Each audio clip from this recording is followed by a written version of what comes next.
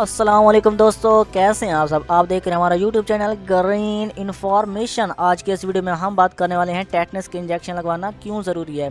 Accident खा पक्की सड़क पर हो या कच्ची सड़क पर, अगर जिस्म पर कहीं चोट लगने से खून निकला है तो टेटनस के इंजेक्शन लगवाना ज़रूरी होता है। मट्टी में और सड़कों पर जहां जानवरों के फुजले की मौजूदगी का इम्कान होता है, ऐसे बैक्टीरिया होते हैं जो अगर इंसान के जिस्म में खून के ज़रिए दाखिल हो जाएं तो इंसान को शदीद बीमार कर सकते हैं। अगर ज़ख्मी होने के फ़ौरन बाद टेटनस की वैक्सीन ना लगवाई जाए तो जिस्म का मुदाफ़ियती निज़ाम इन बैक्टीरिया को अपनी कामयाब बनाने से नहीं रोक सकता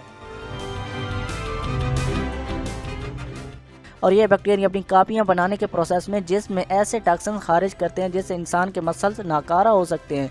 इसका नतीजा अक्सर तशांज की सूरत में निकलता है जो जानलेवा भी हो सकता है। इसलिए अगर आपको कहीं चोट लगे या एक्सीडेंट हो तो टेटनस का इंजेक्शन लगवाना ना भूलें।